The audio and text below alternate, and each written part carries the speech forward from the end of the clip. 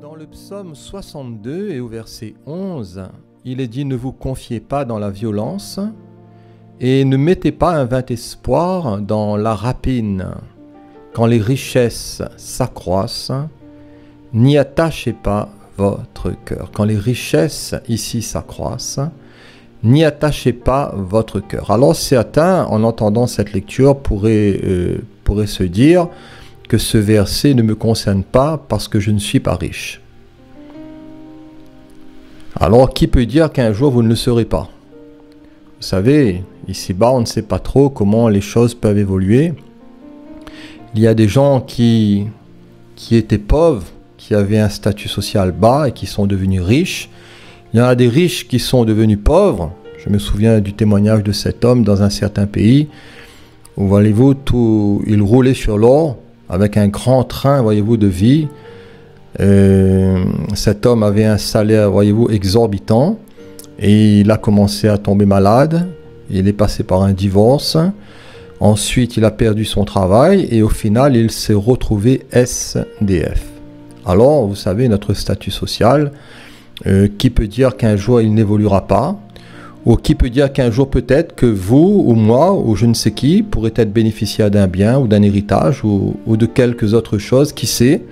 Combien de bas salaires qui sont devenus des classes moyennes qui ont été promues à des niveaux supérieurs, en tout cas, voilà, en tout cas, qu'importe, comme dira Jésus, parce que la vie d'un homme ne dépend pas de ses biens, fut-il dans l'abondance. Et la parole du Seigneur est toujours là pour nous éclairer, voilà, pour nous enseigner, pour nous instruire, sachant également que nous ne contrôlons ni les temps, que nous ne contrôlons ni les circonstances, et que toutes choses sont dans les mains du Seigneur. Alors quand les richesses s'accroissent, n'y attachez pas votre cœur. Dans sa définition de ce mot richesse en hébreu, cela signifie force, puissance, compétence, richesse, armée, talent, généralement traduit par armée, capable, vaillant, fort, force, soldat, héros, courage, riche, vertueuse, brave, honnête, une suite, troupe.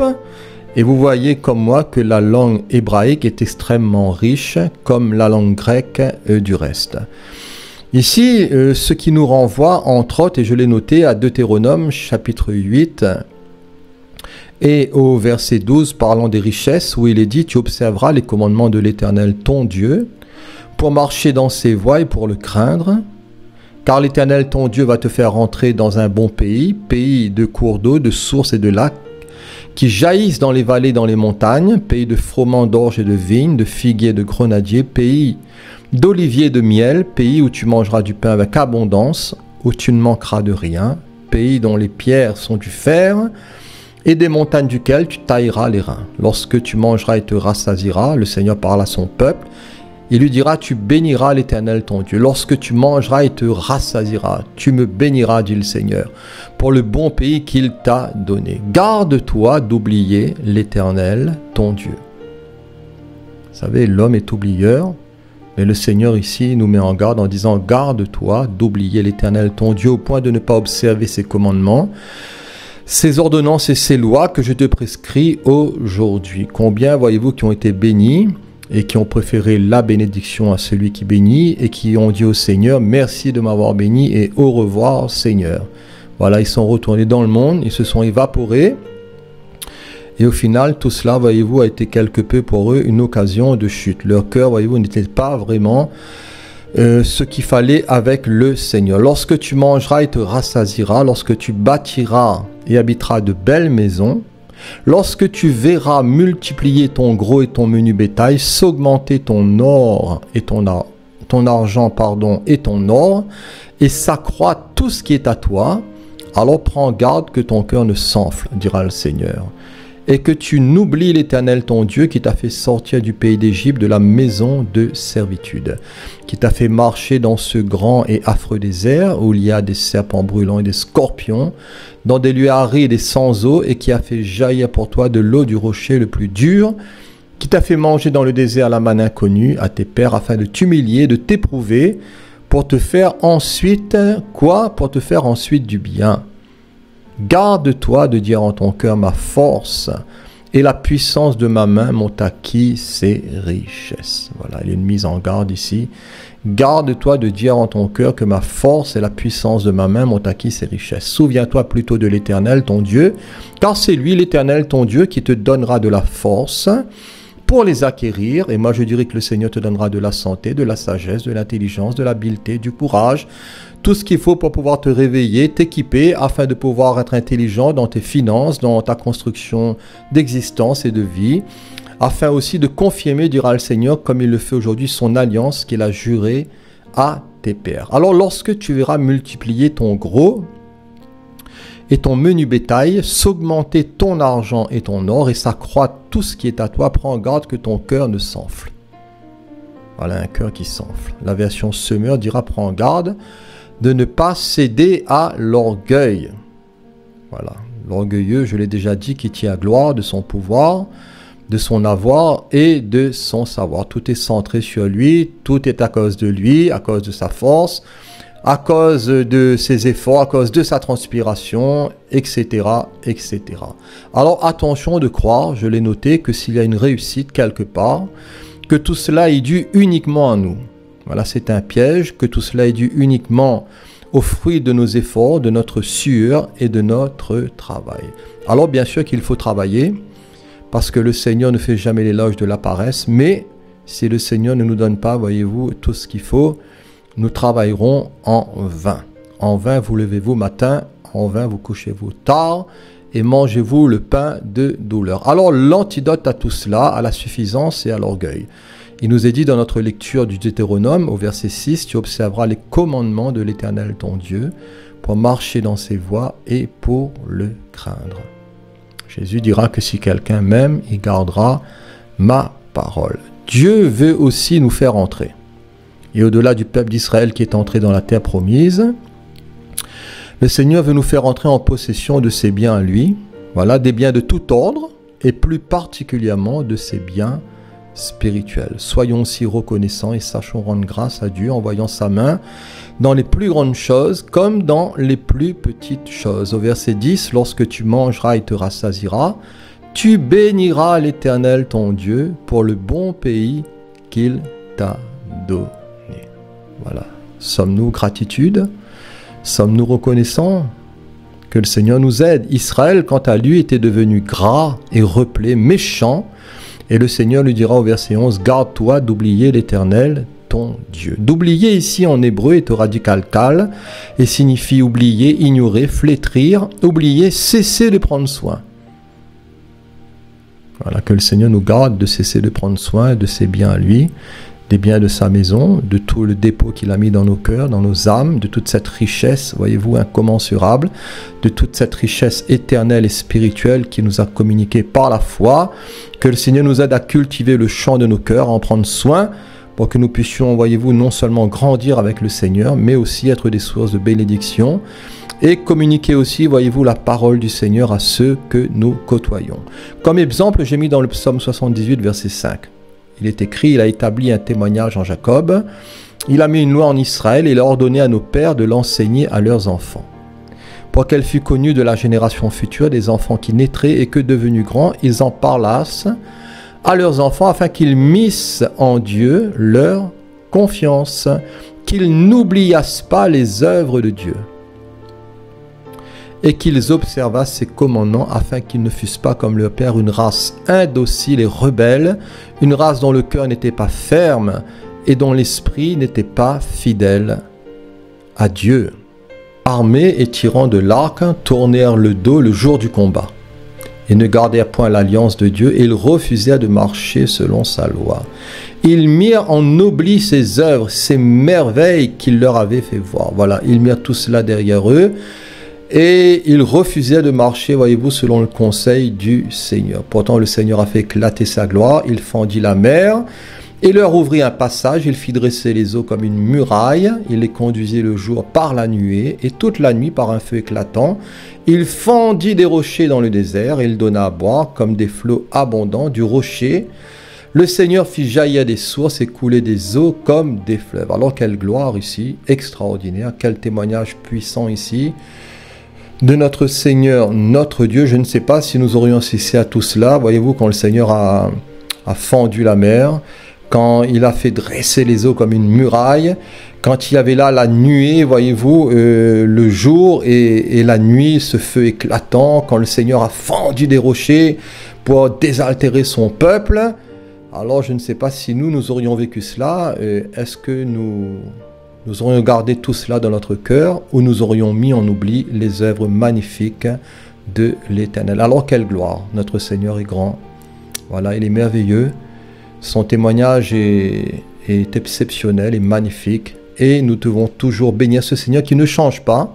Voilà, nous servons le même Seigneur, l'Éternel Dieu, notre Dieu, manifesté dans son Messie, révélé dans son Messie, dans son Machiar, dans le Christ Jésus, et révélé aussi par la puissance de l'Esprit qui habite dans nos cœurs. Mais il nous est dit, ils continuèrent à pécher contre lui. Voilà, quel drame ici. Voyez-vous la méchanceté, le cœur méchant, le cœur noir, le cœur rebelle, ingrat. Ils continuèrent, voyez-vous, à pécher, à se révolter contre le Très-Haut dans le désert. Ils tentèrent Dieu dans leur cœur, en demandant quoi? De la nourriture selon leur désir. Ils parlèrent contre Dieu. Ils dirent, mais Dieu pourrait-il dresser une table dans le désert? Voici, il a frappé le rocher, des eaux ont coulé et des torrents se sont répandus. Pourra-t-il aussi donner du pain ou fournir de la viande à son peuple? Pauvre Israël, pauvre de toi. Voilà. Que le Seigneur nous garde, voyez-vous, de l'incrédulité. Plus tard, l'apôtre Paul reprendra le contre-exemple d'Israël en ces termes. Et l'apôtre dira, frères, je ne veux pas que vous ignorez que nos pères ont tous été sous la nuée, qu'ils ont tous passé au travers de la mer, qu'ils ont tous été baptisés en Moïse, en Moshé, dans la nuée et dans la mer, qu'ils ont tous mangé le même aliment spirituel et qu'ils ont tous bu le même breuvage spirituel, car ils buvaient un rocher spirituel qui les suivait. Et ce rocher, c'était qui? C'était Christ. Mais la plupart d'entre eux ne furent point agréables à Dieu, puisqu'ils périrent dans le désert. Que le Seigneur nous garde de mourir dans l'incrédulité et de lui être désagréable. Et l'apôtre dira, or ces choses sont arrivées pour nous servir d'exemple, afin que nous n'ayons pas de mauvais désirs comme ils en ont eu. Voilà, tout cela est arrivé pour les croyants à venir, pour vous, pour moi, pour toute cette multitude de croyants de tout âge, de toute époque.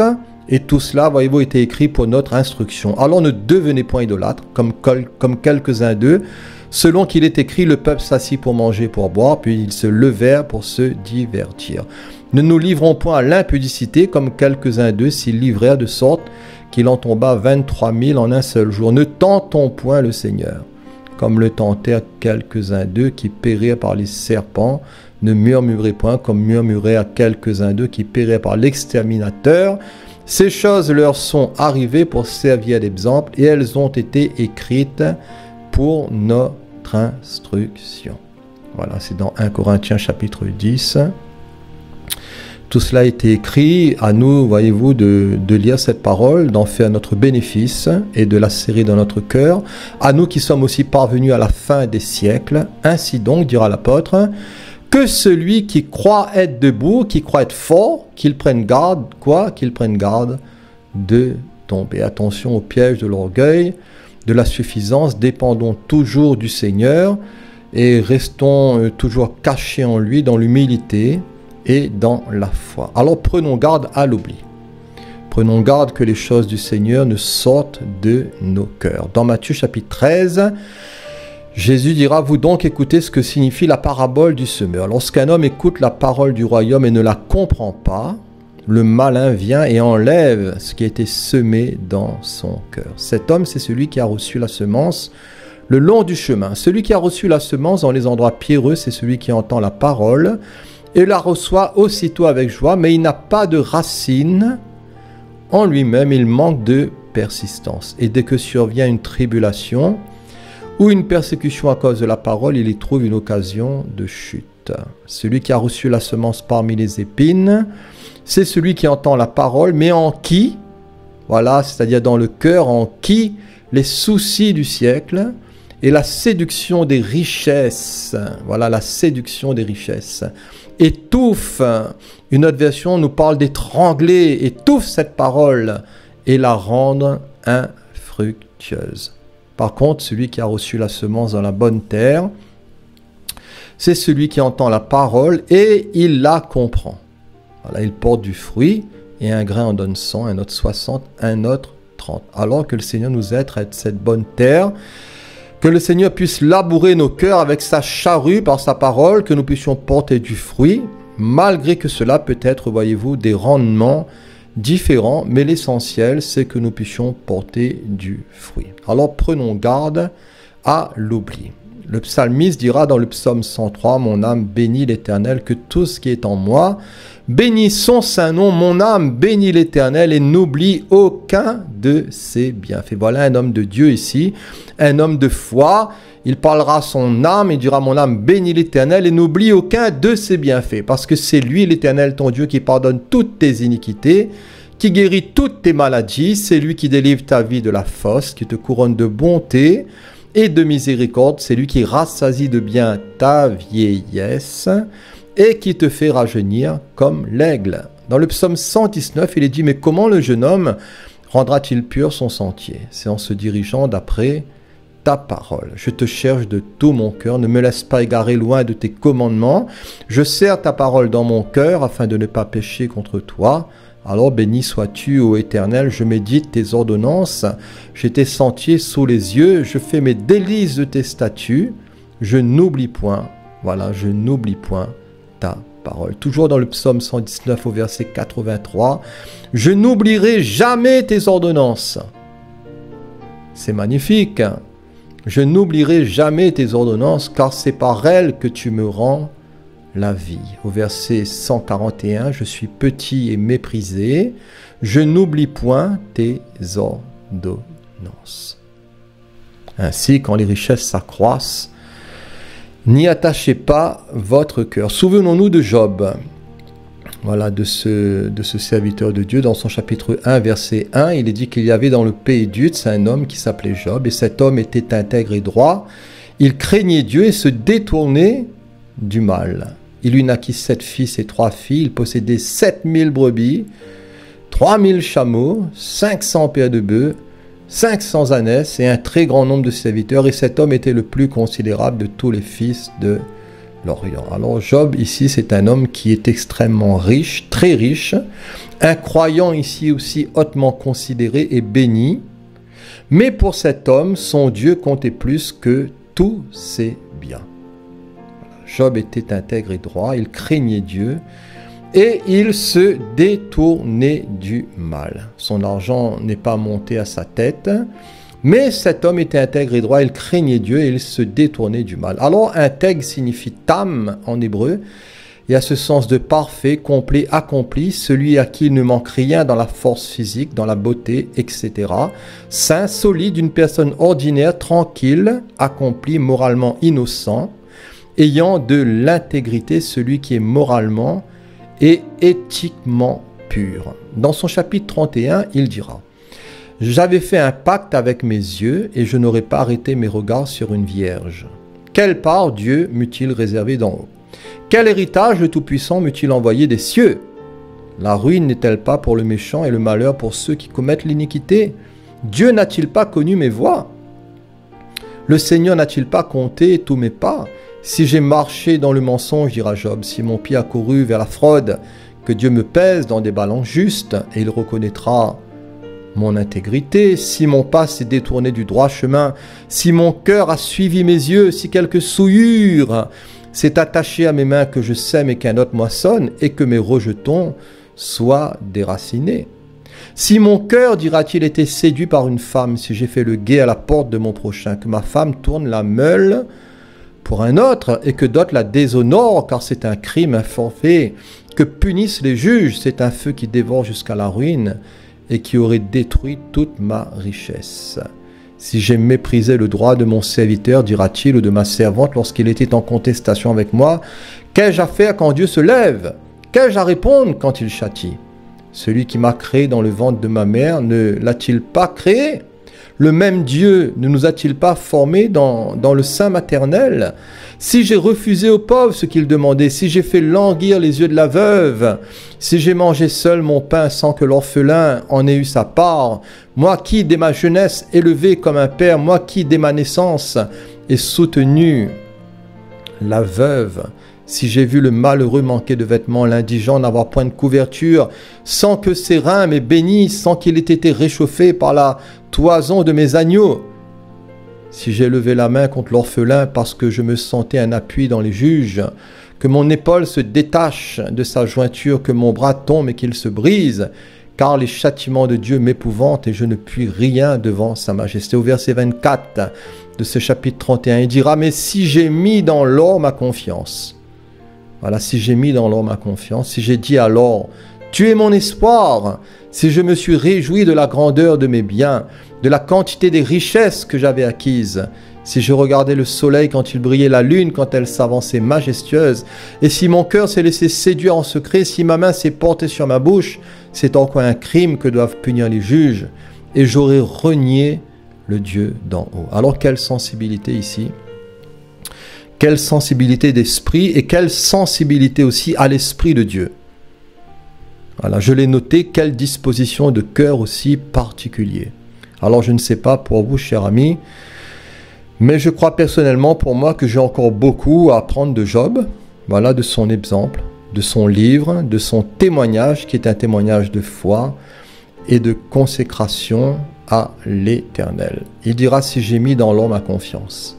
Si j'ai dit alors, tu es mon espoir, si je me suis réjoui de la grandeur de mes biens, de la quantité des richesses que j'avais acquises, c'est encore un crime que doivent punir les juges et j'aurais même renié le Dieu d'en haut. La version Semeur dit, en agissant ainsi, j'aurais commis un crime passible de justice, car j'aurais été traître.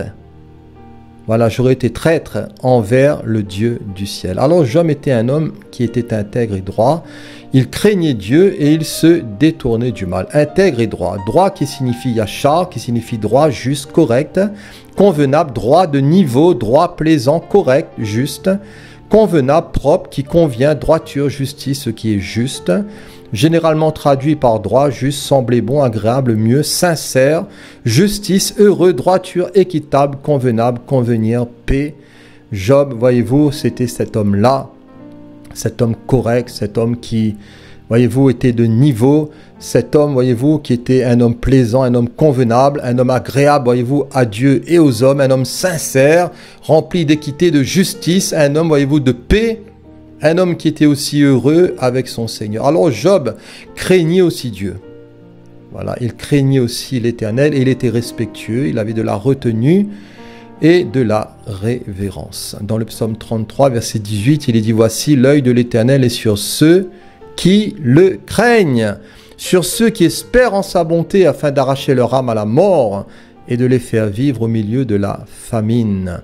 Le psaume 34, verset 7, l'ange de l'Éternel campe autour de ceux qui le craignent et il les arrache au danger. Sentez et voyez combien l'Éternel est bon. Le psaume 34, verset 10, craignez l'Éternel, vous ses saints, car rien ne manque à ceux qui le craignent. Les lionceaux éprouvent la disette et la faim, mais ceux qui cherchent l'Éternel ne sont privés d'aucun bien. Dans le livre du sage, dans le livre de l'Ecclésiaste, au chapitre 8, au verset 11, il est dit, parce qu'une sentence contre les mauvaises actions ne s'exécute pas promptement, le cœur des fils de l'homme se remplit en eux du désir de faire le mal. Cependant, quoique le pécheur fasse 100 fois le mal et qu'il y persévère longtemps, je sais aussi que le bonheur est pour ceux qui craignent Dieu. Voilà, je sais aussi que le bonheur est pour ceux qui craignent Dieu, parce qu'ils ont de la crainte devant lui, mais le bonheur n'est pas pour le méchant, et ne prolongera point ses jours, pas plus que l'homme, parce qu'il n'a pas de la crainte devant Dieu. Alors, chers amis, désirez-vous le bonheur? Vous savez, le bonheur, il est pour ceux et pour celles, tous ceux et toutes celles qui craignent le Seigneur, même au sein, voyez-vous, des pires difficultés, même au sein du malheur, comme pour Job, où il est dit dans le chapitre 42, l'Éternel rétablit Job dans son premier état. Quand Job eut prié pour ses amis, l'Éternel lui accorda le double. Voilà, le Seigneur lui accorda le double de tout ce qu'il avait posséder. Cher ami, peut-être que tu as été rasé, voilà, tu as tout perdu dans ta fidélité au Seigneur, c'est possible. Voilà, le Seigneur était au contrôle, aux manettes de ton existence, de ta vie. Et toi, tu étais là dans la perturbation, tu étais là peut-être quelque peu déconnecté, tu as été là dans la souffrance, peut-être dans la maladie, peut-être dans un certain déboire. Mais le Seigneur, voyez-vous, il ne t'a pas oublié. Et certainement, le Seigneur, il te bénira si tu lui es fidèle. Et le Seigneur peut même t'accorder au double, voire au triple, ou voire même plus, de tout peut-être de ce que tu as perdu. Seul le Seigneur le sait. Les frères, les sœurs et les anciens amis de Job vinrent aussi tous le visiter. Ils mangeaient avec lui dans sa maison, ils le plaignèrent et le consolaient. Pauvre Job, il en avait besoin de tous les malheurs que l'Éternel avait fait venir sur lui. Voilà, ici il n'est pas écrit de tous les malheurs que Satan avait fait venir sur Job, mais de tous les malheurs que l'Éternel avait fait venir sur son serviteur. Vous savez, tout est dans la main de Dieu. Le Seigneur peut faire une plaie, il peut ensuite la bander, la panser, il peut relever, il peut secourir. Le Seigneur est au ciel, il fait ce qu'il veut, il sait comment humilier les cœurs, il sait comment éprouver les âmes. Tout est dans ses mains et le Seigneur n'a de compte à rendre ni à vous, ni à moi. Et chacun lui donna un kessita et un anneau d'or. Voilà. Pendant ces dernières années, Job reçut de l'Éternel plus de bénédictions qu'il en avait reçues dans les premières. Il posséda 14 000 brebis, 6 000 chameaux, 1000 paires de bœufs et 1000 ânesses. Il eut 7 fils et 3 filles. Il donna à la première le nom de Gémina, à la seconde celui de Ketsia, à la troisième celui de Kerenapouk. Et il n'y avait pas dans tout le pays d'aussi belles femmes que les filles de Job. Leur père leur accorda une part d'héritage parmi leurs frères. Job vécut après cela 140 ans et il vit ses fils et les fils de ses fils jusqu'à la 4e génération. Et Job mourut, voilà, âgé et rassasié de jours. C'est merveilleux. Alors pour terminer, pour conclure, c'est la bénédiction de l'Éternel qui enrichit et ne la fait suivre d'aucun chagrin. Si nos richesses s'accroissent, chers amis, si vos richesses s'accroissent, ou peut-être les miennes, frères et sœurs, n'y attachons pas notre cœur. Marchons tout simplement devant le Seigneur, dans l'humilité, dans la crainte de son nom, dans l'intégrité, dans la fidélité à sa parole, et aussi dans un cœur reconnaissant à l'Éternel notre Dieu, l'Éternel qui a donné, l'Éternel qui a ôté, que le nom de l'Éternel soit béni et soit loué. Voilà, que le nom du Seigneur soit béni. Je vous remercie pour votre écoute, pour ces quelques paroles que le Seigneur a mises sur mon cœur. À la prochaine, Dieu voulant.